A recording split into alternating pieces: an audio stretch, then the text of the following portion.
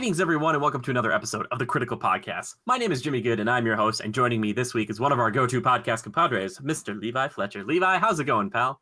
Hey, How are you doing this week, buddy? You having a good one? yeah, I'm good, buddy. How are you? I'm fine, and we've got breaking news, all right? Because we're always talking games, movies, and TV and stuff here, but we're going to jump right into it because we got stuff to do, all right?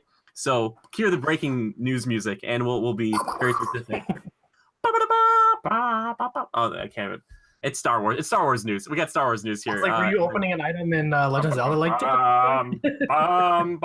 well, if it was Legend or Zelda, it'd be like. Anyway, yeah. So Jon Favreau just tweeted this out, and I just want to talk to you guys about it because we've been trying to get hints of his live-action TV show. Well, now we've got something, and here's the little blip he put out. After the stories of Jango and Boba Fett, another warrior emerges in the Star Wars universe. The Mandalorian is set after the fall of the Empire and before the emergence of the First Order. We follow the travails of a lone gunfighter in the outer reaches of a galaxy far from the authority of the New Republic. Look at that. We finally got it. Everybody desperately wants a bounty hunter movie or TV show. Seems like we're going to get it. Levi, you're just hearing about this right now. Mandalorian TV series on Disney Plays. What do you think? I don't know. I don't know. Live action makes me nervous. What do you mean? Like Jango and Boba were. I remember like Jango when he fought like Obi-Wan Kenobi in Attack of the Clones. That's pretty cool, right? I mean, it's not a great movie. Qualifying questions here. What's our budget? Our budget is Disney budget. Oh, then I'm feeling pretty good about it. Yeah, well, I'm excited, man. I know like Mandalorians are cool. Like I don't know if anybody knows like Star Wars lore, but Mandalorians are like really, really good fighters. They're kind of like a warring tribes type of planet, and they're like strong enough to usually fight like Jedi and stuff like that. So it can be pretty cool. Are those the ones with like little horns on there? No, they're like the ones with like the helmets, like the Boba Fett and Jango's. They're Mandalorians. Hold up, Mandalorians. Yeah, Mandalorians from Mandalore. It's great. You're thinking of Zabrax, maybe. Oh, I didn't realize that was a race. Well, yeah, it is. Yeah. The things you know.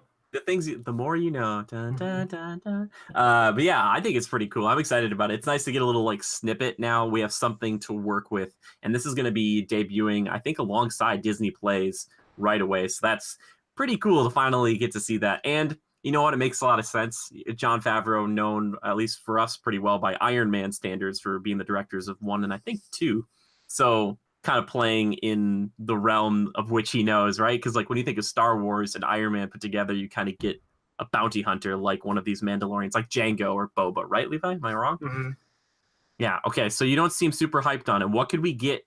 Like I'm not a big Jango or Boba lover.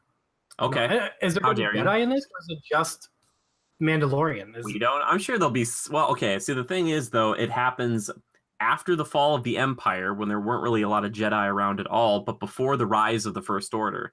Now, Luke was training underlings during that time period, so he could still fight some Jedi at some point, or some Padawans or something like that. Force users, Force-sensitive people are everywhere now. So it could still be like some pretty cool fights. I don't know. I think it'd be cool. I would rather see like a Jedi Academy.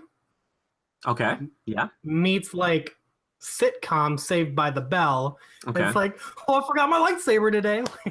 Would Luke be able to do no sitcom like Zach, where he's like stop. He's like, all right, no, okay, no sitcom. Yeah, but I don't know. No sitcom, but I'm really okay. This is what interests me about the Jedi.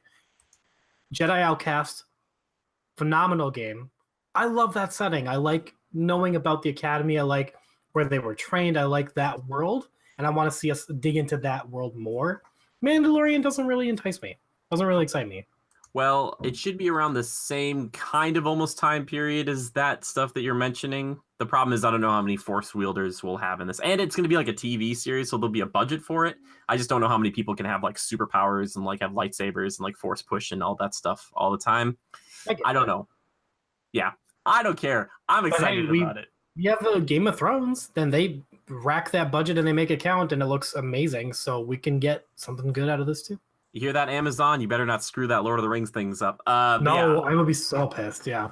I just think like, and my mind is already running wild, but it's like, what if it was a legit, like straight up bounty hunting show? I hope this the Mandalorian is, because they kind of reference the other two, like a bounty hunter, because not all Mandalorians are bounty hunters, but I would love this show to be like, you know, maybe it's 2 episodes he's hunting this, or she is hunting this, you know, one person or thing, and then it just kind of goes on and on like that, taking other jobs from other gangsters and stuff. Oh gosh, it could be really cool, and there could be some really sweet like shootouts and stuff, some good hand-to-hand. So Jabba would be in this?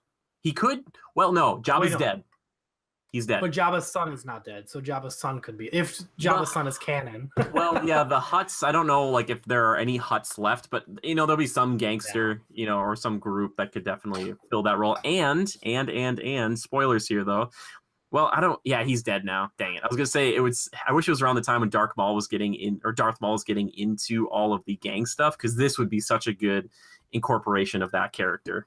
If only. I don't know. I'm really excited about it. I want to hear what other people think about it.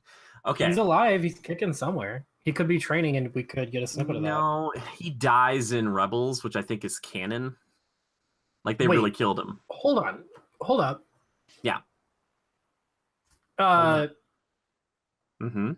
on. Solo. Yeah. Oh. Yeah. It just dawned on me. Okay. Yep, there you go. He's like, it's a prequel. It's not crap. my fault. This timeline is bullshit, okay? Yeah, it's jumping all over the place. Yeah, which we talked about Solo last week. So, which I guess I'll side mention this quick. It sounds like Kathleen Kennedy is going to be hired on for the next 3 years, regardless. You know, of how you feel about that here or there. Bob Iger, I guess, came out and said that he's responsible. Well, people are blaming her for kind of like Star Wars and kind of how divisive, you know, The Last Jedi was and Solo's underperformance. But Bob Iger, the head of Disney, kind of came out and said like, hey, you know what? Solo was my thing. I screwed this up. I brought it out too much too fast. And I was like, okay, interesting. So we'll see if Kathleen Kennedy gets another crack. And she has 3 years. But at the same time, Solo doesn't feel half-baked. Yeah, I would say that. Solo feels fleshed out to me. Yeah, I agree. I think it just came out too fast. I really wish they would have just waited until December. The marketing was weird. Yeah. I think they just saw that it was going to be too busy all the time, and they didn't want to just have a movie sitting and collecting dust somewhere. I actually already forgot about that movie coming out. So, and the only reason I was reminded of it the other day is because it was on Netflix already. Oh, Solo! Oh, like coming out to us, yeah. Yeah. I'm like, I completely forgot about that movie. I'll probably rewatch it. I don't. Did we saw it together, Levi? Right? We did, yeah. And the only reason we were like really excited was because of the end. Yeah, I remember. I like grabbed you. I was like legitimately like, oh, like it's like, oh my gosh. Yeah. Anyway, I want to talk about something else, Disney, and I really want like to get your face on this, Levi. So there's this little movie called, and you probably heard about this, but Lilo and Stitch. Have you ever heard of Lilo and Stitch, Levi? You know, hold on, tread lightly, because you know Lilo and Stitch is like one of my favorites. What's going on? Well, apparently, it's we've gotten some information on this. Apparently, Disney is trying to make a live-action adaptation of Lilo and Stitch. Now, it hasn't been confirmed if it's going to be theatrical or if it's going to be on Disney Plays, you know, like only for Disney Plays, if it's going to be kind of a hybrid with Stitch being like CGI or anything. But we know that it's in the works. What do you think? That makes me so happy. That makes my heart happy. Lilo and Stitch. And the show wasn't bad either when they were in search of their cousins. I don't think I ever saw 2. Was 2 a thing? Was that like a straight to DVD kind of movie? A lot of those were. I think Stitch has a glitch, and yeah, a lot of that stuff was like straight to It wasn't. Lilo and Stitch is beloved in my heart. I mean, you've got such a cute, lovable character as in Stitch. You have a very family, focus driven story, which is really sad but also very compelling. And yeah, I mean, it's funny too, and it's love it. It's like that and Emperor New Groove. I just remember those movies so much of being like just a riot. Yeah, that's a really good point, Levi. I wonder if they would ever, like, Emperor's New Groove would present so many problems in a live action film. Like, we were on a conference call today, and I looked at Shayla, and I had like a little ball in my hand, and I was like, da-da-da, da-da-da-da. And she's like, what's that from? And I'm like, you know what it's from. I'm like, ah. I fucking love that squirrel.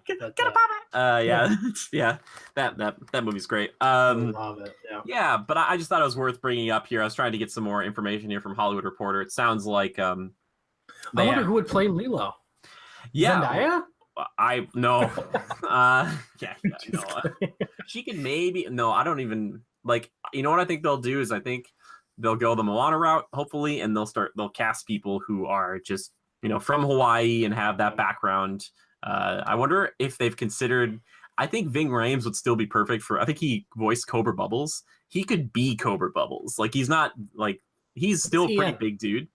He's a Mission Impossible. He's yeah. Okay, I like him. I think that's who it is. So was The Last Samurai? Was that like our Mulan Disney adaptation or?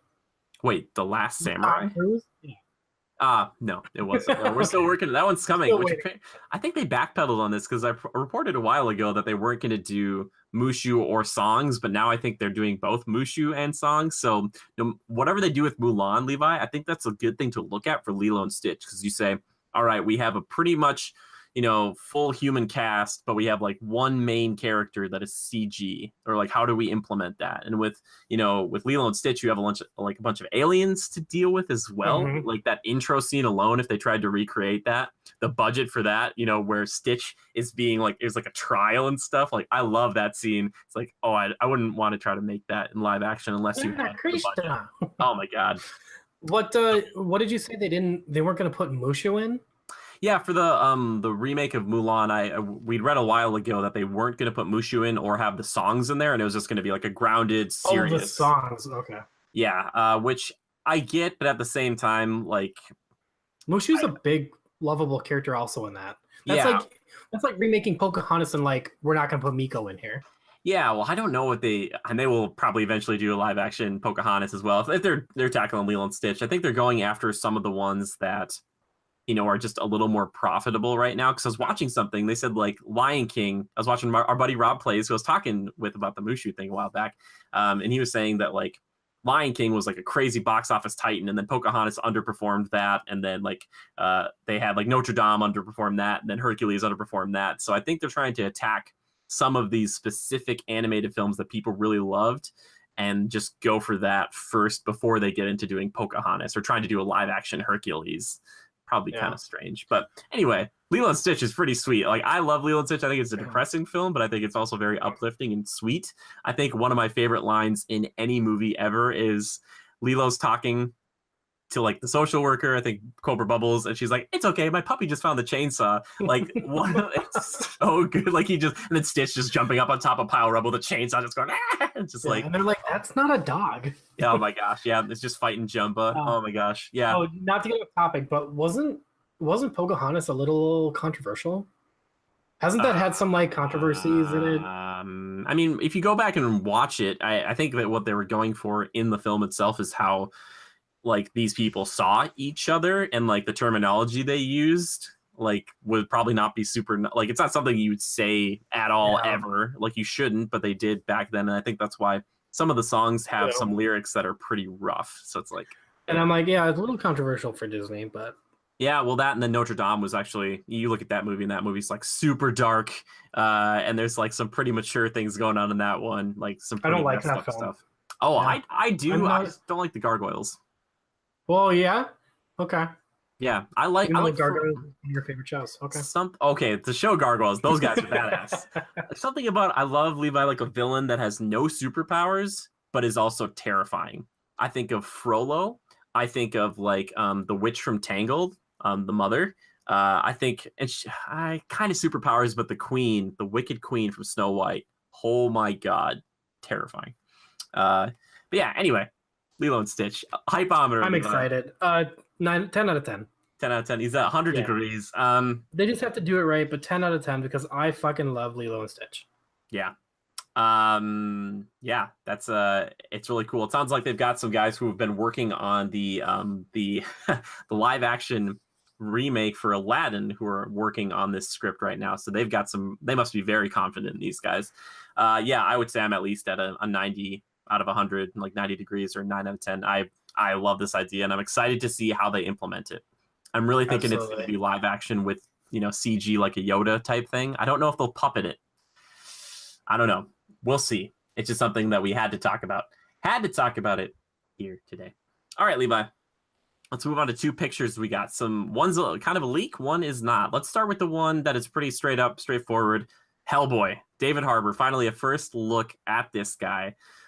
How do you feel, man? How do you looking at this new guy? Not Ron Perlman, our buddy, our sheriff from Stranger Things. What do you think, David Harbour? I still haven't seen Stranger Things season 2, but I really enjoyed him in season 1. I think that he's got a lot of charisma to him, and I know that he's like very dedicated to his fan base, and I'm excited to see him in this role. The first Hellboy was a little underwhelming for me. Yeah. They just took it in a really weird direction. I think the Golden Army was kind of meh. Oh, but did you like the Golden Army a lot? I like it. I like Del Toro a bit, you know, but I understand that's okay. Different people, different stuff. But like, what are you looking at this picture though? What is there anything that stands out to you specifically? Like, he looks very good. Grammar, you know, like no, I think it looks cool. I think they're taking a little bit more edgier than you already could have, so I think that's a nice step in the right direction. Yeah, it sounds like when they were doing this for like, I was just reading this, that a consideration for doing a continuation versus the reboot is that they're bringing in a new director, and they said it would be unfair for that director to have to deal with a cast that's already been, you know, there in 2 movies beforehand that have been done by the same director.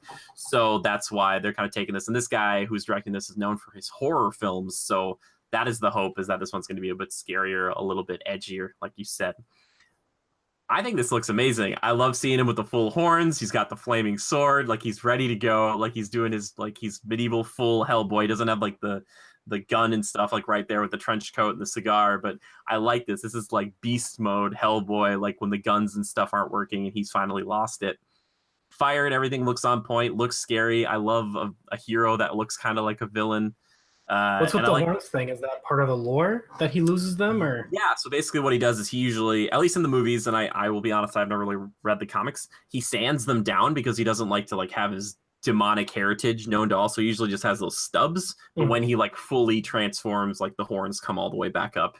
And then I think he's got, I don't know if he can control fire, he's just immune to fire, and we'll see what else he can do, but this looks really sweet. I think it looks really cool. And I've always liked Hellboy. He's been one of those kind of niche like Spawn characters where I really like him. I don't know enough about him, but I just love the look of him and I like his style and his personality a ton. I think Ron Perlman brought a lot to that character back in the day, but I'm thinking David Harbour from what we've seen in Stranger Things. Kelsey Grammer would have been a decent Hellboy, I think, too. But anyway, yeah, I also like to see like the cuts and stuff on him. Like the makeup looks really good, I think, and a lot of it's CG enhanced and all that. But I think he looks sick. Is there a release date? Is it next year? This is April 12th, I believe. Yeah, next year. Ballsy release date for Hellboy. Every time, yeah. They're just going for it. The hand looks pretty good. I want to see a better look at it, but you know, it's another facet of him. Yeah, I think he looks sweet. I think he looks sick. I'm really excited. If I was any studio company, I would steer the frick clear of Captain Marvel, Spider-Man, Infinity War 2. I wouldn't even touch it. We'll be talking about someone who is doing the exact opposite of that very shortly here, but I want to talk about the other picture that we got this week. Jake Gyllenhaal as Mysterio in Spider-Man. Far from home. Far, far away. All that stuff. Levi, I know you're a fan of Jake's, wouldn't you say? Huge fan. Huge fan. What do you think of this? How much do you know about Mysterio? What are your thoughts? I know nothing about Mysterio, and that's okay. Okay, well then I don't have to tell you if you don't want me. I don't have to tell you. No, you absolutely can. I don't know anything about him, so enlighten us, Jimmy. What does Mysterio everybody about? Loves Mysterio. I kind of hate him because from Spider-Man 2, the game, you have to fight him. Basically, he is like a disenfranchised special effects guy from like movies and stuff, and he turns to a life of crime. Now, there are various reasons for why he does it, depending on which version you see. But he basically fights Spider-Man with illusions and smoke and mirrors and all this stuff. And he's got a big fishbowl helmet, and everybody loves him. I just love to punch that stupid fishbowl in the face because it's one of those like fights in games where it's like, here's 30 of me, find the real one. It's like, ugh. But yeah, Jake Gyllenhaal is an interesting choice for this role because typically Mysterio is very... what's the word? He's very dramatic. He likes to make these big entrances. He's always, proclaiming, I am the great Mysterio and watch me do this and watch me do that. So I think it's a very interesting choice, especially if our buddy Spider-Man is far from home. But Jake Gyllenhaal, a good actor. I think it's really cool to see once again Spider-Man specifically pulling these really, really well-known actors for their villains, even if they are smaller time villains. Like we had Michael Keaton as the Vulture. Just rewatched Homecoming. Man, he's great. He is like So good. one of the best things in that whole film. I But told Brittany and Colton to watch that so long ago, and I finally got a text from Colton saying, "Dude, prom scene part or homecoming part blew our minds," and I'm like, "Yeah, it's ridiculous. Nobody saw it coming." you and I remember in theaters, we're both like, like everybody gasped. We're like, Yeah. good job, guys. You pulled one over. Like when you watch it again, you think like, oh, it makes sense. They just never explicitly say it. Anyway, Mysterio though, yeah, I think it'll be interesting. I don't know if he'll be the only villain. They kind of teased multiple back in the first Spider-Man. You know, we had Vulture, we had Shocker, kind of here and there as like passing of a mantle. We also had Scorpion, Mac Gargan teased a little bit as well. What do you think, Levi? Mysterio, are you excited about this? Yeah, I'm pumped. That costume looks cool. Just the little snippet we have of it, it looks very different than was just looking up pictures of Mysterio, and I can't recall that character, but yeah, he's not. Yeah, he's not. He's a beloved character. I would say he's kind of more of a cult following, which Mysterio would want like a bigger following than that. But I kind of like the, this is like an on-screen photo, so we can't really see it. They'll CGI it and they'll probably touch it up and stuff, but the textures and stuff gives me a little bit of a Green Goblin vibe. Like you kind of see with like he is all in green like the Goblin, but something about his armor a little bit here. But that big cape, kind of Doctor Strange-ish in a way too. Yeah, I'm really looking forward to it though. I'm not a fan of Mysterio, and I don't think he'll be the only villain. I really don't. But no, I am excited to see Gyllenhaal work with Marvel. I think that's going to be a really cool mashup, and I mean. Gyllenhaal's got some great acting chops, and I have complete faith that he's going to kill it. So, yeah, well, I was excited to see him in the movie Nightcrawler because I was like, oh, it's an X-Men film, and it definitely wasn't. I'm just kidding. I never watched it. But yeah, I kind of wanted to talk about it just for a second because I know you're a Jake Gyllenhaal fan. We're both huge Spider-Man fans. Spider-Man, as Tim Tracker would say. But yes, I'm excited for this one. Man, can you believe that? After Infinity War Part 2 or whatever it is, Avengers Assemble, we're going to have this movie. Like, and Kevin Feige, it was really cool because he was talking about it. He said it's going to be kind of like Ant-Man in that, like, you have this big, crazy, amazing, like, life-changing movie for a lot of these characters in this world. And then 2 months later, you have, like, it's going to be fun. Like, it's like it's going to be much smaller scale. It's going to be like, hey, it's okay. Don't everybody freak out. But the world's still continuing. And I think that's a really cool thing. And then the next year is what? I'm guessing Doctor Strange 2. We're going to get Black Panther 2. Oh, I don't know. Black Widow? That stuff is coming. I don't know those exact dates yet because it's all been like Infinity War and Spider-Man, and that's been like the edge that I have been looking into. I'm sure they have it way planned out, but I just, I haven't really researched it myself because it's like I don't really care until those movies are done, and then it'll be like, okay, now we can talk about that. But yeah, Doctor Strange 2, I'm pretty like it'll be Doctor Strange, Ant-Man, and Black Panther kind of being the next trio. I think Captain Marvel obviously be in there as well, but I think they're going to be that next kind of group, kind of like how Cap, Iron Man, and Thor were, for that first couple of phases. This Black Panther, you'd have to be crazy to think that Disney would not make a sequel to that movie. It was like insanely bonkers, critically acclaimed, just tons of money. Yeah. But yeah, it sounds good. And obviously they're talking it up, saying it's going to be even funnier and it's going to be bigger in scope than the last one, which makes sense because honestly, they can't really go smaller in scope. When you look back at that first movie. Do you think we'll ever get more than 3 films a year? No. I think Kevin Feige knows it. I think he's kind of like, and there'll be like one history or historical year where it was 4, but yeah, I don't think so. I think they know that they have to space them out like this, unlike Star Wars, because they can be so different. Because, if you have Black Panther, Infinity War, and Ant-Man in the same year, those movies aren't really all the same. Yeah, they're all about superheroes, but they're very tonally different. So I think 3 will be the max, but I think we'll see 2 for a while. But when we get X-Men in, dude, we'll be close to 3, if not 4. It'll be close. Like some years it'll be like, oh, it's almost 4, because they'll just be like cramming it like Fantastic Four and stuff. Yeah. But I'm excited about it. Speaking of the X-Men, Levi, let's talk about Dark Phoenix for a hot second here. New trailer dropped. Unintended.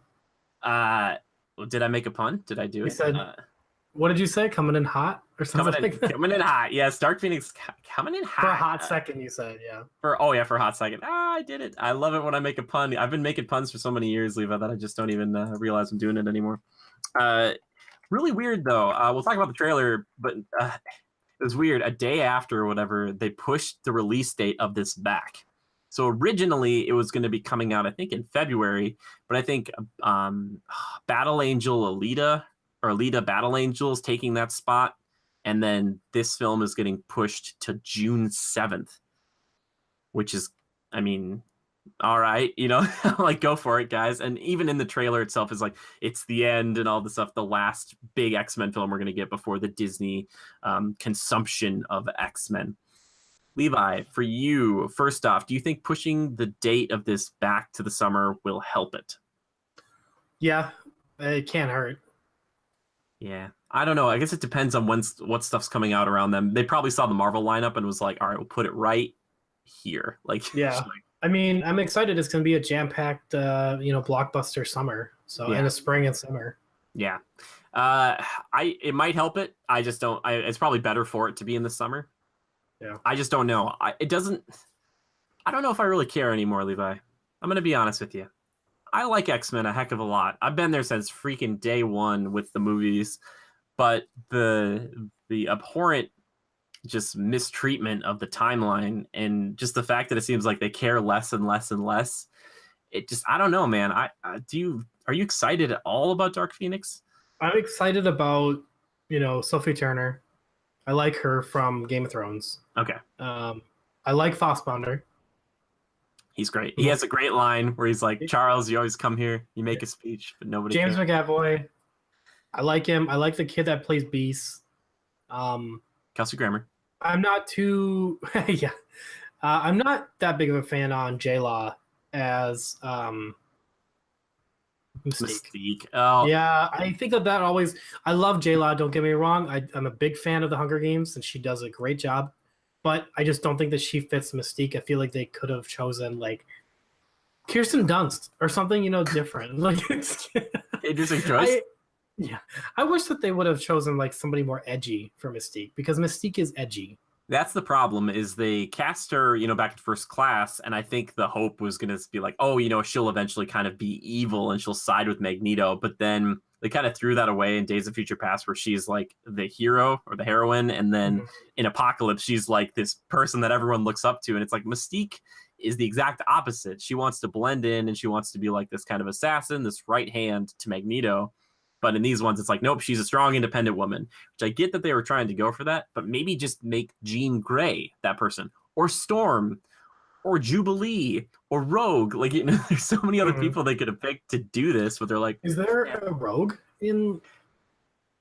So, yes. Just a kid? But yeah, maybe they glanced over her. It's all messed up. At the end of Days of Future Past, it goes back to like the original timeline of the first two films. That's right. Sort of. Yep. So she's around, but eventually.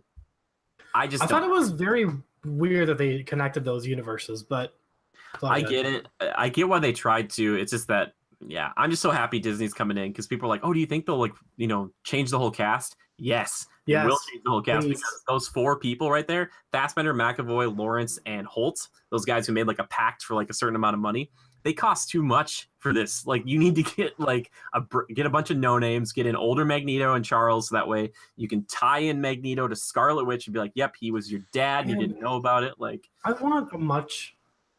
like, this is turning into a wish list, but that's fine. I want a much edgier X-Men. I want to see them push some boundaries with X-Men, and I'm not talking about New Mutants shit. I don't care about that. Yes. Fuck off with that shit. It's garbage. Sorry, Maisie. I love you. You're so... Seriously, she is an extremely well put together character in Game of Thrones. When we watch it together someday, you will enjoy her. Arya is awesome. I don't care about New Mutants. I really don't. Scrap that before it already burns down. Yep. And just let Disney do their thing. Like, yeah. It's going to be good, and I'm excited for it. I know some people, and this is kind of a little bit of behind the scenes stuff, but I know some people for the wish list that we do for games were saying you should try to do some for some movies, and I think an X-Men wish list video would be kind of fun to do someday. We'll see though. Yeah, but this is interesting. Whose idea was that? Weird. I don't know whose idea. Somebody's got good ideas. But yeah, I like Fassbender as well, but I also really liked Ian McKellen. And I'm really biased. He's my favorite actor of all time, so it's just like it was a huge role to step into for this guy, and he did a very good job. But at the same time, McAvoy, I think he's great in this role, but in every one of these movies, it seems to be like mostly because of what Charles does or doesn't do is the big problem. It's like, and there doesn't seem to be any ramifications for anything. Like Apocalypse, like one of their biggest villains was in the last movie, and it just was like, like Magneto killed like probably millions of people, and it's like, oh well. So here's hoping for, is it Genosha? No, not that's. I'm thinking, is that Star? Why do I get it confused? Genosha, not Geonosis. That's the other one. I was like, what? It's not Kenosha from Wisconsin. Genosha, I believe, is the place that Magneto establishes as a place like an island that mutants can live. Mm-hmm. I think that's what it's called. I would love it so much if, like, because it kind of seems like they're hinting at that in this movie. I just want it instead to just, like, Marvel says, yep, that island always existed, but nobody knew about it. And, like, that's where they all have been. I'll be like, okay. Yeah, so we'll see. It just seems small, but, like, not small budget, but just small time. Like, it's the Dark Phoenix. It should be a big deal, but there only ever seems to be, like 10 mutants in these movies. You know what I'm saying, Levi? It's always, like, 4 versus 4, and it's like the X-Men, there's so many X-Men. It's like, I just don't really care anymore, and I just want it to be done. Like, I'll see this one for old time's sake, but I'm out, man. It's closing the chapter, yeah. I mean, I think Days of Futures Past was supposed to be much more epic than what we got. Sure. I still like that movie, but yeah. I do like it too, but I feel like it could have been better. And First Class and all the other ones, like, while they've had a stellar cast, has never really overwhelmed me. Yeah. It's always been a little underwhelming, and I'm like, it just feels like they never really got the magic right. They had the cast, they had the suits, they had everything they need, but it just never really felt like I believed. I don't know what it was. Yeah. There's just something about those old. Is it Bryan Singer? Yeah. There's just something about those old Bryan Singer X-Men movies that just felt better, worked better. The mutants were more relatable. They were, it just worked better for me. I wonder if one of the biggest issues you have going into the MCU with X-Men is that the biggest thing that the X-Men kind of represent is prejudice. And it's hard when, like, the Avengers would be lauded and the X-Men would be hated. It's not like you can be like, yeah, we love you. Like, I guess Thor's not a mutant, but at the same time, he's got, like, mutant-like abilities. He's a demigod. So, like, how do you bring those guys into the MCU and have people like hate on them and like say you suck? I think it's gonna be like Avengers. I think that's what our next big thing is going to be. If they don't do the scroll thing, it's going to be Avengers versus X-Men. Yeah, that's I feel like that's going to be a huge clash, and I think that could make for, what would it be? Avengers 5? Like, I don't know if they'd call it Avengers. Yeah, maybe Avengers versus X-Men. Like, that'd be sick. That's gonna happen, dude. It's happening. I mean, like, it is happening. Like, it's not going to happen. Like, it will be the next Avengers if it isn't like Kree and Skrull War, like you said. I think what you do is you maybe just like have them in the public and they cause some problems, but one, like, they do the Civil War type thing where it blows up or one mutant kills a ton of people, and then the Avengers have to get involved, and they're like, hey, Professor X, we know you're a good guy, but like, we gotta like take some of these kids in, and he's like, you're not taking my students, or something. Something sparks it where it's like, like a Civil War type, like, oh baby, good God. Because then you can introduce the X-Men, and then they can get their own movies, because it's like, oh, you saw these characters in Avengers vs. X-Men, and boom, let's go. Yeah, and that's the thing about X-Men. I feel like as opposed to something like the Justice League, X-Men is better when it starts with like the full group, and then you can say like, let's do, if you want, maybe we'll do the Cyclops film now if you want to do that. But like Justice League was the, like, you should have done that first and then built like Avengers did into that moment. Whereas X-Men needs to be like, hey, it's the X-Men. It's not just like, let's just do Wolverine first. Like, I don't think they would do just the one. I think they'll bring in the group and be like, here's that's the smartest thing to do. Yeah, I think so too. Oh my God, I just can't wait for the next, like, it's going to be old Magneto and old Charles. Like, they just have to do it. There's no way they're not going to do it. Oh boy, and Avengers vs. X-Men, which, I don't know. There've been comparisons. It depends who's on the team, you know, at the time. Because like, you want to have Thor fight Storm, kind of, even though Thor is just ridiculous nowadays. Yeah. Like, it's like, ooh. I wonder if it would be awkward to see like Wolverine like cut up a Captain America or like cut up someone, you know, like. I think it would be something Civil War like, where they pull the punches. Like, he would cut somebody or slice them a little bit, but he's like, I'm not trying to kill you, bub. And you'd be like, but I definitely think I can see Bucky. I mean, because Bucky's probably going to take over for Captain America. I can see Bucky going toe to toe with Logan. You know. Oh my God, dude. Yeah, don't do this. I can't. Like, and the thing is, he can stab and stuff, and Wolverine can take it. You know what I mean? Like, because he'd be like just slicing. Oh my good God, I can't even. If they do a montage, Levi, where Wolverine was in World War II with Captain America, and they just shoot it in a way where it looks like he was part of like the Howling Commandos or something, I will lose my mind. I'll be like, I know it's backtracking, but I freaking love it. I don't care. Retcon, I don't care. If you could say Peter Parker was the little boy in Iron Man 2, then I don't care anymore. Anyway, but basically, you know, getting back to Dark Phoenix here, I love X-Men. I really, really do. I mean, like, we're talking about Wolverine right now.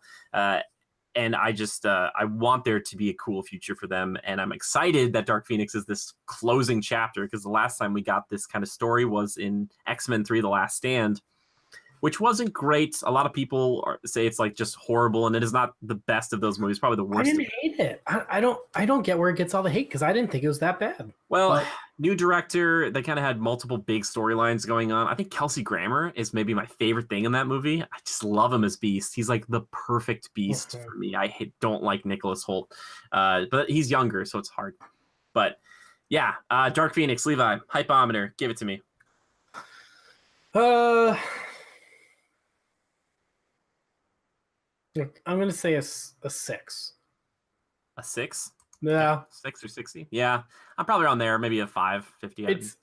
I'm a little bummed the way that they're introducing Cyclops now. Well, he's already been introduced. It's very shoehorned. Well, he was a big part in Apocalypse. Was he? Yeah. He's like the guy who gets introduced to the school, and he kind of like finds Jean. Oh, yeah. Okay. But then like that was, yeah, I have to rewatch that. But the question is, how are they going to ham fist or shoehorn in Wolverine in this movie? Because they did it in such a crazy way in the last one. I just don't. They'll do it. He's done though, right? Yeah, sure. But we'll see. I love you, Hugh, and I don't want you to ever stop acting. But I just, every time he's like, I'm out, and then it's like, oh, hey, you know, the Disney's buying, you know, X-Men. He's like, oh, maybe. It's like, no, dude, like, you got to be out, because you can't do Logan and then be like, I'm back. Yeah. Just give me a comic accurate Wolverine. I've been saying this the whole time. I love Wolverine. I like, you know, Hugh Jackman's performance. He's so incredible. But we haven't gotten this Wolverine yet. The masked one, the one who's gruff and is kind of hunched over and he wants to fight everyone. Like, that is what we really need coming up here. Because you got to do the exact opposite of like the gorgeous model that was Hugh Jackman. A Henry Cavill Wolverine. Oh my God. That would be insane. Like, he's like, yep, I'm just kind of done. Like, yeah. Hugh Jackman had this like animal in him that he could just bring out. It was ridiculous. Yeah, he totally embodied that character. You're right. He would bring it out, but he didn't have it on him the whole time. So, for instance, my favorite scene that kind of encapsulates that, when they go to Bobby Drake's house in the second film, and they're like, "Hey, you said you're a professor. What are you a professor of?" And he says, "Art." The Wolverine we know, or the comic one, would be more like, he'd be like, I don't give a damn what you think about me. Like, you know, he'd be gruff and he'd be scary and scrappy all the time. He wouldn't just bring it out when he wanted to. Whereas Hugh Jackman could pull that yell out and you're like, okay, dude. All right, you can kill people. So, yeah, I'm just hopeful. I'm hopeful for it. And I just don't really care about this, or especially New Mutants. I'm okay with the closing of this chapter. Don't give a fuck about New Mutants. And I'm ready to just see it go. because now I feel like there's like this burden of like those movies that just need to end. Yeah. Go, stop, and then let Marvel do its thing. Yep. And because Marvel is such a continuity stickler, there's no way they could do a nod to these old films eventually, but I don't think there'll be anybody making the transfer. Maybe Deadpool, but he'll just make jokes about it. So it's like you can't bring anybody in there because then people will say, oh, so like Days of Future Past and First Class and Apocalypse all happened, and Marvel will be like, no, none of it happened. None of it happened. Like, not in our world. I do love that cameo in Deadpool where they're all in the room. That's my favorite part of that whole movie. They definitely filmed that when they were filming Dark Phoenix. Calling it right now. Oh yeah, or Apocalypse or whenever they're probably like, hey, can we just shoot this little thing? Yeah, because I was thinking about that. I was like, did they get them all to come back? Also, last thing, Mystique's makeup looks fake. Like, I don't think there'll be full body shots of her at all in this movie. That's why she's always wearing like the full suit, and she's always looking just like her regular self. I think they were just like, and Jennifer. Also, those costumes looked horrible. Those blue and yellow costumes do not live up. They don't. I just know Marvel should do better. Dud in X-Men, the original. Like, Storm was cool. I'm so pissed that they never really let her shine as much as they could have, because I love Storm. I think she's such a cool character. Okay, see, there's a few things. So a lot of people criticize the old X-Men films for having like the black leather and they weren't comic accurate, but then they tried to do it eventually. I get where you're coming from because they're kind of edgier. And also with Storm is a really cool character. And Halle Berry a while ago said like, hey guys, if you want a Storm standalone film, you got to ask for it. I think Storm is going to be a major player in the MCU because not only is she a strong, independent kind of leader too when she needs to be, but she also has ties to Black Panther, and I really think they'll try to pull on that eventually. I really do. She does? She has ties to Black Panther? She was married to T'Challa for a while, and they got divorced. I didn't even know that. Yeah, like if you go to Universal Studios and talk to this, like the person playing Storm, she's like, yeah, I was married to T'Challa for a while. Like they were married in the comics, so that's how you bring the X-Men and Black Panther together, and like, oh god. And then this makes me want to go watch X-Men Evolution. Dude, good show. All I'm saying is if they do it well, what happens if some of the Avengers side with the X-Men when it's Avengers versus X-Men? Like, how crazy would that be to like watch Black Panther be like, I'm with you, Avengers, but like, it's my wife. Like, I can't. What do you want me to do? Like, he's never been. I don't ever see like Black Panther ever not be his own person. Yeah. I don't think he's ever going to belong to just one. Oh, group, no. It's like kind of like a Wolverine eventually. I think Wolverine will also be that kind of through line where he'll be at the end of some of these X-Men movies and with the Avengers, they'll be like, hey, you're pretty handy in a tight spot. You ever consider like joining up with us? Like, we're not going to make you kill people if you don't want to, but we're going to save the world. And he'd probably be like, all right, sounds good. Working with the Hulk. Oh my God. All I want, Levi, is just that Hulk versus Wolverine film. Please, do they have Hulk now? Hulk is good to go? Technically, they don't own single movie rights to Hulk. They can put Hulk in all their films and stuff like that, but they can't do like the Hulk movie. Like they can't because that's still under Universal purview until they get him back, which they don't really need to because what does Universal still have? I think it's the Hulk and maybe a few other offshot stuff, but nothing huge. Disney has pretty much everything. Got like kind of pushed over there and Fox had this. Well, that's because back when Marvel was going bankrupt, they sold all the movie rights and everybody was buying stuff up. So Sony bought Spider-Man, Universal bought Hulk, and I think it was Fox that bought X-Men and Fantastic Four and stuff. So Spider-Man is the only other huge one besides kind of Hulk. But Hulk is just better off, I think, as a secondary character. As much as I love him, I think doing a full standalone Hulk movie anymore is just, why would you? You don't need to do it. Just forget it. Forget Incredible Hulk ever happened. Even though I saw it a bunch in theaters. I liked it back in the day. Do you want another, like, well, I mean, they're in good hands now, but I'm not really very excited for like a Fantastic Four. Are you? I am only for their villains. I love Doctor Doom. I think he's really cool, and I don't think he's been done complete justice yet. And I just want to know how you make Galactus an emotional and empathetic character like Thanos. Like, if you even try to do that. But yeah, Fantastic Four themselves, not so much, but I'm sure they'll do a good job casting it. They'll just be part of the universe. And I think they'll get a really good director to make it like The Incredibles, because The Incredibles films are like the best Fantastic Four films. We're going to be like 40 years old when these movies come out. I don't think so, man. I think it's going to be like, just you wait. Once Disney gets the green light, they've got all this stuff ready to go. I'm telling you, they just Kevin just moved it into. He's like, oh, we have X-Men, Fantastic Four, put them on the board. You know, Yeah. like, all right, let's do it. Yeah, I'm excited about it. I could talk about them all the time, but we'll see. But Dark Phoenix, June 7th. What do you give it? Like a 5 out of 10 or 50 degrees. I'm kind of like, just be done with it. Me please. too. Yeah, 6 out of 10. Especially after Apocalypse, I was just so like, what? Like, ugh. But Apocalypse is such a big deal too. Just wasted. Apocalypse had a good thing going for it. Like it was a good idea, it executed very poorly. Yep. And Oscar Isaac. Why did he even need Horseman?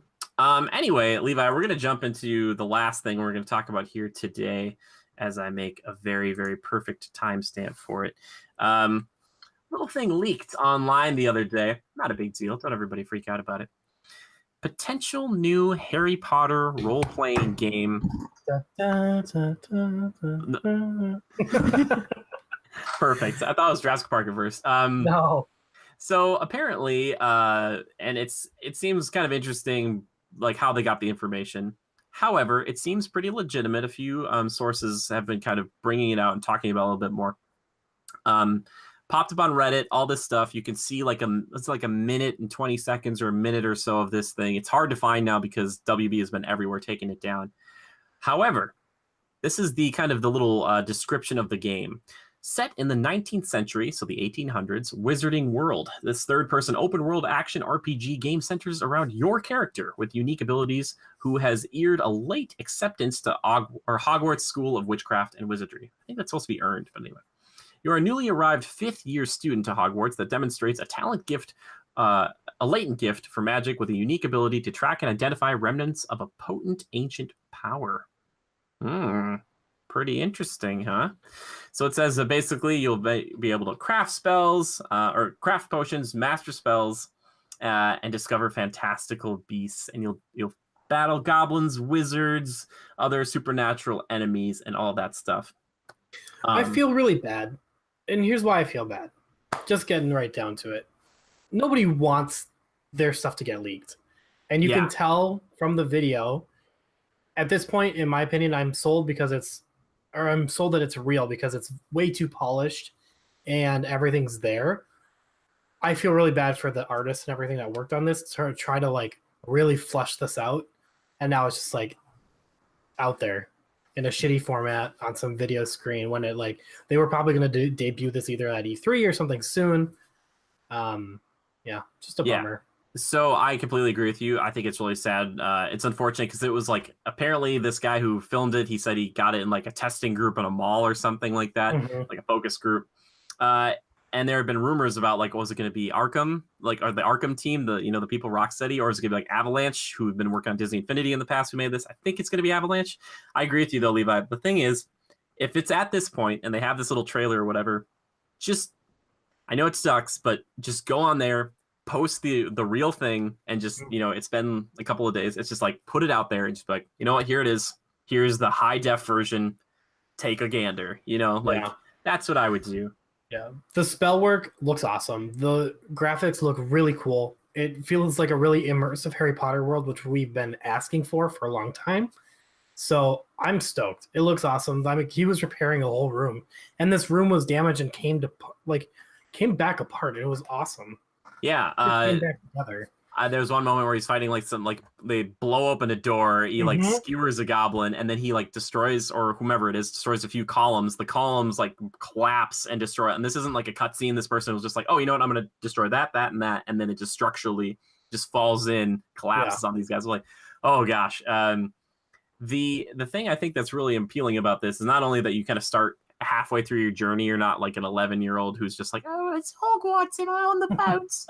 You're nope, you get in there, get on the horse-drawn carriages that you can't see them unless you've seen Death Scrolls. Yes. I think I can't to give this game and just the idea, the concept of it, you already have people buying it. I can create my own character that I can either be good or evil with. I get to pick my house, which I'm sure they'll do a sorting hat thing where it's hey, you know what? I really think that they'll have 4 options and it will just be colored in that. And they'll be if you really want to be in Ravenclaw, you can be in Ravenclaw. You know, like they'll just be I like, love that. I really, or unless they just are like, hey, which, like, I don't think they'll leave it up to you, but I still think they'll kind of leave it up to you, you know? I think it's really cool. And I think there's so much potential with I this game. totally think you'll be able to pick your house. Absolutely. Oh yeah, I think so. But I don't think they're gonna just say, hey, pick your student and then pick your house. I think Harry Potter fans want to go through the sorting hat ritual and be like, yes, I am a Slytherin, you know? Like I think people want to have that moment, because if you just pick it, it's like a class, which they say there's gonna be 8 different wizard types. Now I don't know if that means that there's gonna be a class-based system or if it's just like 8 kind of models, but it seemed like you could change your hair and change your face, so I don't know. I just thought that was really cool. The only thing I want to really know, and I sound like such a broken record, I'm sure, can I play with my buddies? I want to go to class with you, Levi, and sit in there and be like, I didn't do my homework. Like, you know, it's just be like, that would be so cool to me. I think it's so dumb, but I think it's interesting. I think this is a really big freaking deal. I think it sounds like Knights of the Old Republic with Harry Potter. Yes, and we should mention this. We did talk about it a little bit, but the combat itself, you know, real-time third-person action, I don't know what to equate it to, because it seems like you're kind of surrounded by enemies a little bit from time to time, but you're kind of like, you throw a spell, throw a spell, throw a spell. So unlike an Arkham game where you kind of move to that enemy, it seems like you're kind of a little more stationary. You might be able to move around a little bit. I'm not a huge fan of Harry Potter. I would say I am a fan. This has me excited. I was like, oh, okay, let's go. Like, this seems really cool to me. As long as they've got the spell Confringo in there, which is an explosion spell. I just really want that spell. I don't know why, I just do. And the swords, like, coming from the wand and skewering the goblins, that's awesome. Oh, he did that? I thought he, like, exploded it and then that goblin's weapon, like, stabbed him. Was it swords? I saw that, but then I also saw, like, him also shoot a spell and, like, it was, like, a sword that went through someone. That's sick. You know what this reminds me of a little bit? Like, and I'm sure Xbox and Microsoft are kicking themselves. This looks a little Fable-y. Ah, thank you. I was thinking the same thing. And I say that because third-person action set in kind of a British setting, you know, with magic and stuff, a little bit of fun, a little bit of dark. But this looks like, I hope the Fable people are watching and they say like, oh, man, this is a good idea. Oh, you know? okay. Yeah. Levi, like, what else would you want in this game? Like, what would really spice it up for you? Is Diagon Alley going to be in here, or is that the DLC? You know? They're saying that you can go into a ton of wizarding areas. So I absolutely fully expect Hogsmeade and Diagon Alley to be in there. You can probably go to like the place where Harry Potter's parents die before it's blown up and see that it's just like a whatever.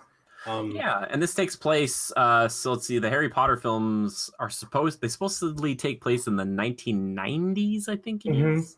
So this would be about 100 years before that or so, at least, depending on when that is. But yeah, you're right. Wondering why we're getting games for Fantastic Beasts and stuff. I'm like, where is our Harry Potter games? And I'm like, it's just taken someone the time to really flesh it out, because you have so much lore, you have so much of a world at your disposal that you can use.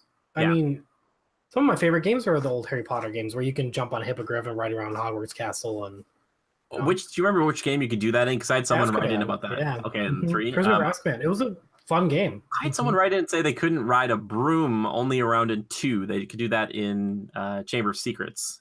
I don't know if you could do that in other ones too. I don't remember. But it sounds really interesting. It sounds really enticing. And I think the reason why, Levi, we haven't gotten those games is because a lot of those games are just mobile games that they're tie-in ones now. Because if you make a tie-in to a movie game now, people will rip it apart. I think the rise of streaming and all that stuff kind of says like, hey, you know what? If this game is mediocre by any standard, people will just tear it apart and it won't be worth it.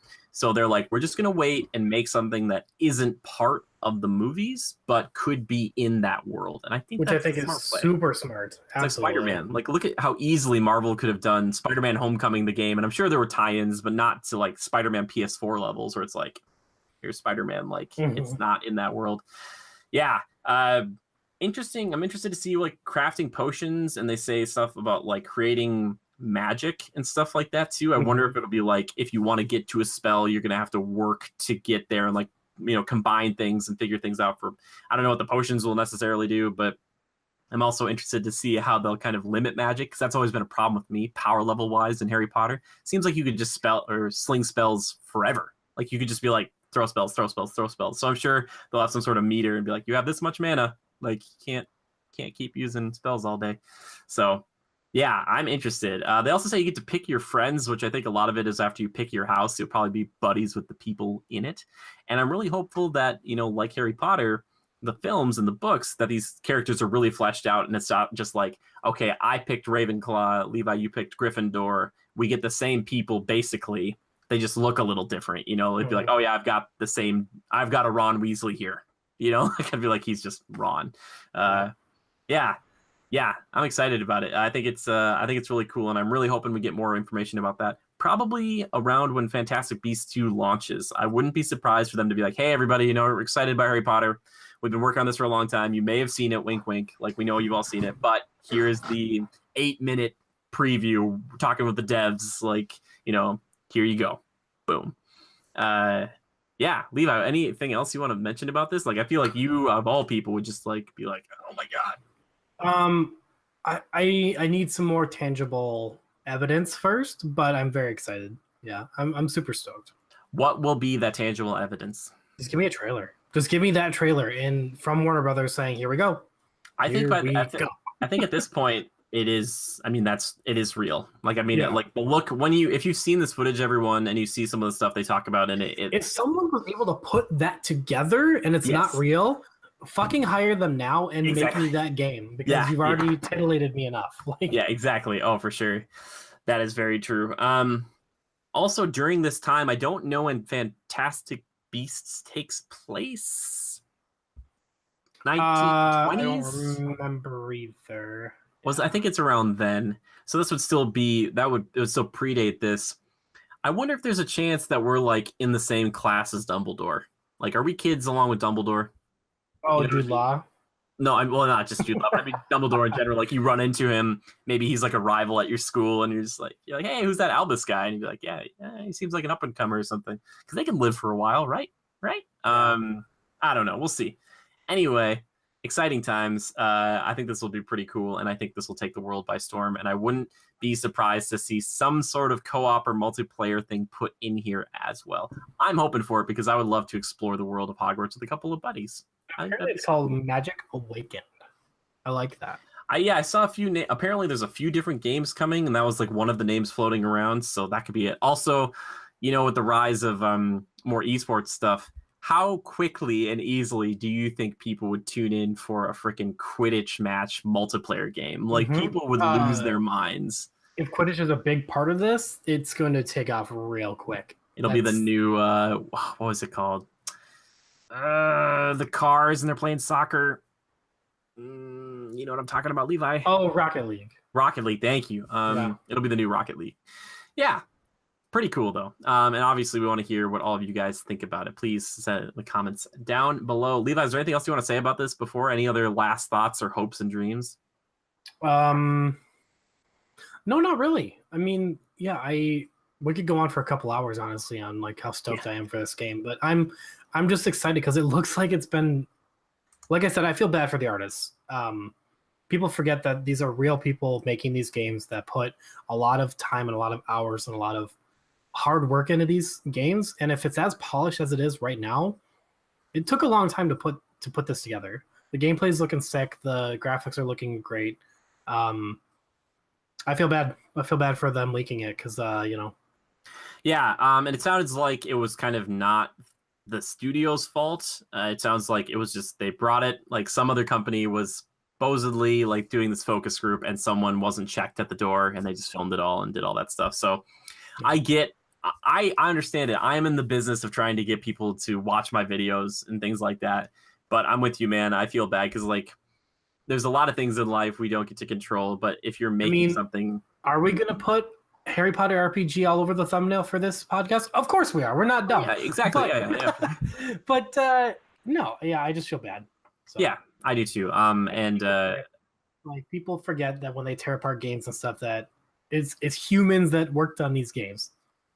Yeah, exactly. So go watch our reviews because I tear them apart and you can see. No, yeah, I'm with you. It sucks because when you're an artist and you have something you want to reveal to the world when you're ready, it sucks when someone's like, "Hey," it's like, gosh, because like with movies, it's a little bit different. You can do like test footage, you can do the shots of Jake Gyllenhaal's Mysterio, but you don't really get a good feel for it. This is like, hey, here it is, and it's like, oh, come on, like, ugh, you're killing me. Yeah. Yeah, so we'll see. I'm excited for them to just kind of step it up, and maybe this will just force them to show us information we wouldn't have gotten sooner rather than later. So, like, just bring it out a little bit quicker because we want to know about this. This sounds amazing. Sounds really cool. Yeah. All right, Levi, guess what? It's time to get into that segment of the show that I like to call, that you like to call, that we like to call Timekillers, baby. Nice. It's time for Timekillers. The games we've been playing, the movies we've been watching, the TV shows we've been viewing. Levi, hit me with it. What have you been killing time with? Finally finished Dark Souls. I watched it. It was a long journey. I don't even know. It was a long journey. I don't know how many hours I put into that playthrough. It was actually quite a lot. But we're moving on. I might go back and play Dark Souls 2. Dark Souls 3, I got a DM Manny. Manny, if you're watching this, it just feels fast. Just feels different. When you're so used to that clunky Dark Souls movement, it feels weird to go right to 3. But I'm going to give it a shot just for you. Said I would. Okay. Yeah, we're still streaming. I'm streaming quite a bit nowadays, so in the later evenings and on weekends, and having fun with that. And Fallout's on the horizon. So, but yeah, I've been reading Harry Potter, actually, Sorcerer's Stone. What? On my Kindle, but not on my Kindle, on my Kindle for iPad. Yep. Okay, gotcha. So reading the books. They hold up? Oh yeah, I mean they're classic. Yeah, they're good. They're very good. Did I ever tell you the story about that, Levi? How I got introduced to it? No. My mom, who you know, Levi, but everybody else might not know this, was a teacher for 34 years, taught elementary school, and she always knew when a book was going to take off. Comes home one day, hands me Sorcerer's Stone, and she's like, "Give this a read. I think it's going to be big." And it was before it took off, and then it was just after that on the news all the time. Was like, J.K. Rowling is trying to get your kids into black magic. It was like, everybody calm down. Everybody calm down. Yeah, that's how I got into Harry Potter. My mom was like, she's like, "Here you go," and I was like, "Okay." So thanks, Mom. Yeah. Other than that, not much else. Yeah, that's all I got really time for is work and streaming. Yeah. Eventually, it'll just be streaming. That's the dream, right? Yeah. On my end, I just started Ozark on Netflix, which is very much like Breaking Bad. How is that? Like it. It's good.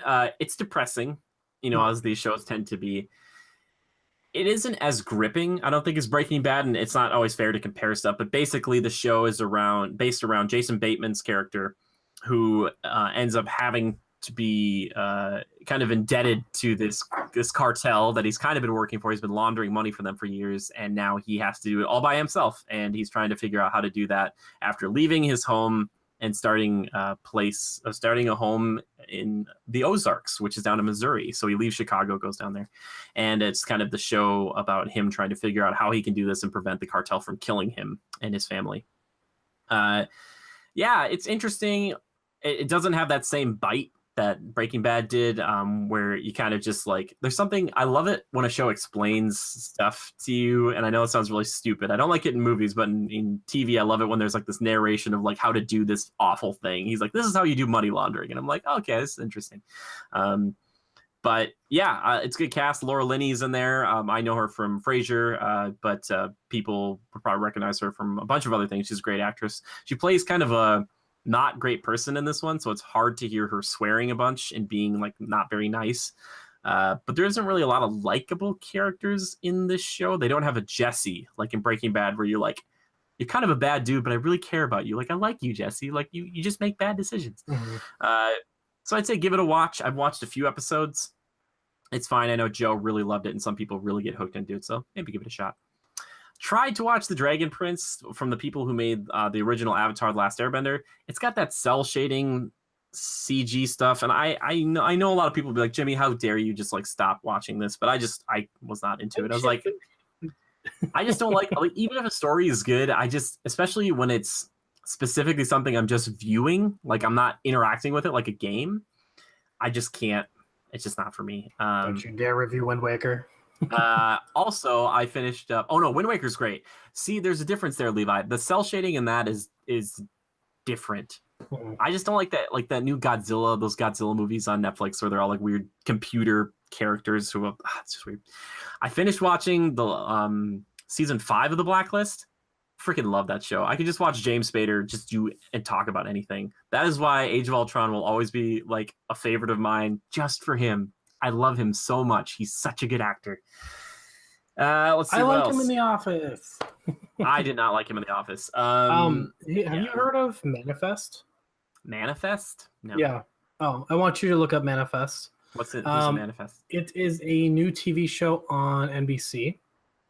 And it is from Universal Pictures, and it's about a group of people that it's kind of like the next Lost, but it's a little bit more coherent, and people are saying they really like it. Yeah, yeah, check it out. Also watched the newest episode of Modern Family. It's still good. I think that show is just going to be on forever. Yeah. I think they're just going to keep I'm going. not a big fan of Modern Family, but yeah, it's just something. Let's see. Finishing up the review for Spider-Man. It's almost ready to go. By the time everybody's watching this, it's probably out. So go check it out, please. 2 years later. I know it took forever. All my friends got married in September. It was like, hey, I've been playing Dragon Quest 11. Still great.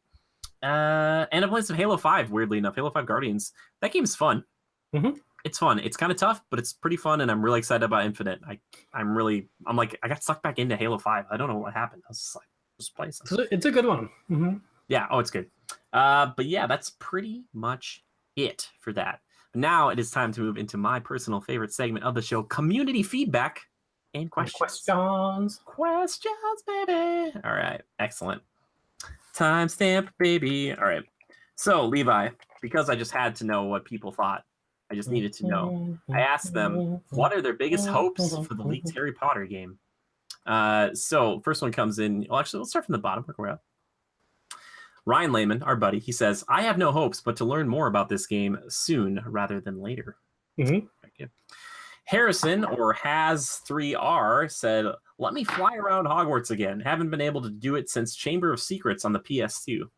So could you fly around in Azkaban, Levi? Did you say? Yeah, you could get on top of Bucky and fly around Hogwarts. I don't know what he's talking about. Maybe he wants to fly in a broom. Would Buckbeak, would it fly? Could you control Buckbeak, or was it just like, it's just doing it for you? Yeah, you could control him. Okay. Circe Gaming, or SS Gaming, says that they dedicate most of their time making the magic feel just right. I don't want it to be super overpowered thing, but I also want to feel like an awesome wizard. Also, the good old be a good guy, be a bad guy, whichever you want. Love that. Our buddy Riley, we know Riley, we love Riley. How you doing, Riley? He says the one thing that he wants, that it has nothing to do with the character Harry Potter. Yes. Amen to that. Like, I'm down for that. Yeah. When I read it at first, I thought it was going to be like a troll answer, but I completely get where he's coming from, where it's like, this world just happened to focus on this one character at first. It's kind of like with the Skywalkers in Star Wars. Like, I want more movies that have nothing to do with the Skywalkers. I'm like, just done. Just walk away, please. Our buddy Rob plays this. I love this one. He says, fully open world Hogwarts. That's all I need. Let me roam the whole school a la Bully, and I'm a happy camper. I think there's a really good chance for that to happen. And our buddy Misselmage writes and he says, I want it to be small scale. Let us just enjoy being in Hogwarts and doing wizardry stuff. And then I kind of asked him, like, if you wanted like the Forbidden Forest and stuff. And he said, sure, I just mean small in terms of scope of the story, more Life is Strange level than Final Fantasy VII, for example. So I said kind of like a big feeling world, but smaller, tighter narrative. So that's kind of what the hope is. So it seems like we have a lot of people with a lot of hopes and dreams, which is great. But I agree. I think with most of those, any of those that to you, Levi, where you're like, nope, or are you kind of like, yep? I agree. I think that it's smart that they're focusing on something different than Daniel Radcliffe. I mean, he's done his thing for Harry Potter. We don't need to retread that. Sure. Mm-hmm. Let's get into the questions here. This one came in a few weeks ago, and I'm so sorry, or it was like last week from Bite Size Manga. We didn't ask or answer it. What is your favorite bit of media to come out of this year's Tokyo Game Show? Levi, I know you probably didn't cover it too much, or or seen too Name a much of couple it. things and I'll. Kingdom Hearts 3, Devil May Cry 5 stuff. I mean, any of that stuff for me probably would be. I'm excited for Kingdom Hearts. Honestly, I think they're going to shake things up quite a bit. I know what they revealed, and it's cool. As someone who covers this stuff, I'm really getting tired of having to know every gosh darn detail about the game before it comes out. Yeah, I just I'm so excited. I'm already there. Like the words Kingdom Hearts 3 together, I'm like, you don't have to sell me, and I get they have to sell everybody else, but it's just so prevalent, and we have to talk about it. But it just kind of sucks because I kind of miss the days where you could just go into a sequel and be like, okay, what's happening here? Like, can I get something Kingdom Hearts-esque? Is that at the Tokyo thing in Disney? Can we? Oh, dude. In the Japan pavilion, you'll probably find some Kingdom Hearts shirts and stuff. Let's head over there. Let's go look. Oh, dude, we're going there for sure. Faux show. I love that place. As a kid, I didn't realize how cool it was. I remember thinking like, oh, it's kind of dumb. There's like some store down there, and then now I'm like, oh my god, Jimmy. Mickey's like, My Hero Academia. It's right here, folks. All Might. If I see an All Might anything, I might be like, Levi, hold me back. Oh, you want this? We just bought it. Take Visa and MasterCard. Exactly. Jimmy, would you like us to purchase My Hero for you? Yes. Oh, we just bought it. Oh, I feel like, dang it, Nick, you're incredible. Anna, this one comes in from our good friend Anna. She says, if you had the chance to become the new Walt Disney and inherit his empire and build further upon it, would you? #Critical Podcast. Now, before you answer, Levi, I was thinking about this because like the gut answer is like, of course. There's a lot of stress that comes with being Walt Disney. Mm-hmm. Would you do it? No. Heck no. Okay, why not? Too much. Just too much. Just too much. I mean, I don't think he knew. Did he know the type of legacy he was building? No. Oh, I don't think anybody usually does at the time. I mean, that's what I'm saying. Like, that's scary. Like, and I guess he didn't know. But if he knew, that would be terrifying. No, I don't think he knew. No, that's he just kept working. I wonder, like, for the mental health of like our people that are running like Marvel and stuff. Like, are they getting sleep? Like, is anybody letting them breathe? Like, well, I'm nervous for those guys because they're putting so much into these movies. I think they are, and I think what we underestimate too is that Walt had a big team of people, his Imagineers that helped out a lot of stuff. He didn't like lay the brick for everything he did. He was just a lot of ideas, and he was the spokesperson, and of course he was a very busy man. So I think I would take a crack at it because I think it's a lot of it would be being a spokesperson, which I love to do. I love being in front of the camera. I have a lot of ideas, and I would just need a lot of intelligent people to help make those ideas come to fruition. Like Avengers versus X-Men, Levi. You know, like if you just became Walt Disney today and you're like, guys, we're gonna make this happen. Like Kevin might already be like, yeah, dude, I'm already there. Like already working on it. But yeah, to oversee not only that, but in a way like kind of Marvel, Star Wars, all the Disney stuff, the Disney parks, like the streaming service, the movies, like to kind of look at all of that from on high, I think would be kind of incredible. And it'd be a once in a lifetime opportunity. I'd probably take it. So here's what I'll do, Levi. I will become the new Walt Disney, and I will just hire you on to just be like, all right, Jimmy, time for a nap. And I'll be like, all right, okay. I'll run the Kingdom Heart Park. Oh my God. We're going to do away with the old Disney, and we're going to be like, make it really niche. We're going to be like, here's a Final Fantasy world. Here's a Kingdom Hearts world. And then here is your Lilo and Stitch world. Here's what you do. If you ever want to put Final Fantasy in your park, you just put Kingdom Hearts in between the Disney and Final Fantasy stuff. So it's the perfect transition because you're like, oh, this is kind of, now we're in Final, now we're friggin', all right, makes sense. We're in Nintendo's making a theme park, so I wouldn't be surprised if we had some stuff like that there. Yeah, well, so that's going to be at Universal. That's going to be a lot of Mario stuff. I don't know if Disney will get into the game stuff for a while. They're more focused on just doing the Star Wars and Marvel stuff, which I think is just going to sell better, honestly, than just the video. I'm sure the Mario stuff's going to be great. Don't get me wrong. Disney just doesn't have a property yet that they are represented in just video game form. That's going to be a big deal. So until they buy Nintendo, which would be kind of crazy. Last question comes in from Riley. #Critical Podcast, Levi. Now think about this for a while. Coffee or tea? Coffee. Why? I worked at Caribou for 4 years. Got to be coffee. I know the ins and out of like all the brews, all the mochas, all the frappuccinos, all the coolers, everything. So coffee. Gosh, I kind of hate both. I guess tea. You just Maybe haven't tea. been introduced to the right kind of coffee. That is what everybody says about every beverage I don't like. They're just like, Jimmy, you just haven't found the one that's... No, guess what? I have found the beverage that's right for me, and it's horrible. It's called pop or soda pop or whatever you want to call it. It is horrible, and I love it. Yeah, man. I've been trying to drink more juice, just like orange juice and stuff, because it's like a little... I mean, it's not like all that stuff in there, too. You know, all those artificial things. I don't know. But I guess tea. Give me one of those... chai teas. Yeah, I've heard that's like a gateway tea. You start with chai tea and you work your way into it. I'm more of like a hot cocoa kind of guy. I like 2% milk though. I know this wasn't coffee or tea, but I'm picking tea, all right? Because coffee's disgusting. I'm sure some people out there are like, how dare you, Jimmy? I start every morning with a cup of Joe. I literally have a cup of Joe every day, but it's mostly just Joe Lever. It's a heaping cup and it's too much. It's like, which I forgot to mention this. Joe isn't here this week. He's actually on his honeymoon, and I want to congratulate him and Haley if they're ever going to listen to this or watch it. I love you both. Congratulations. It was a pleasure getting to be there at the wedding. I'm sure he will recant it just extensively eventually, but it was a lovely affair. It was kind of a cloudy day, but when Haley came out, the sun started shining through, and it was wonderful. It was really nice, and I got to meet their families and stuff. They're great people, and I got to hang out with Drew, who you guys might know from some of the streams and stuff like that. So it was a lovely day. Congratulations to Mr. and Mrs. Lever. It's a huge deal. Congrats. Yes, it was wonderful. It was totally worth the drive. It really was. And it was the last big wedding I have this year. I was like, oh, there we go. Yeah, me too. Yeah. I've had 4 weddings this year, and it's been like, okay. I've had 4 as well. I think. Yeah. All over. Yeah, wait, no, like sorry, Colton's, I have 3. Tim's, no, wait. Yeah, Colton's, Tim's, Leo's, and Zach's. Oh no, I've had 5. It was my buddy Sarah, Tim, Leo, Sammy, Joe. Holy crap!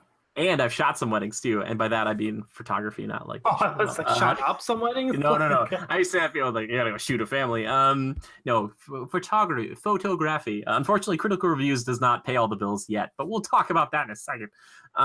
Yeah, thank you guys for writing in. We really do appreciate it. If you ever have a topic or question for us, please, at any time, even unprompted, just tweet at us with the hashtag Critical Podcast right here. You can tweet at either of us. You can tweet at our official account, which is at Go Critical, capital G and a capital C. Or you can tweet at me personally. I'm a Jimmy Good 013. Tweet me a dog gif or something.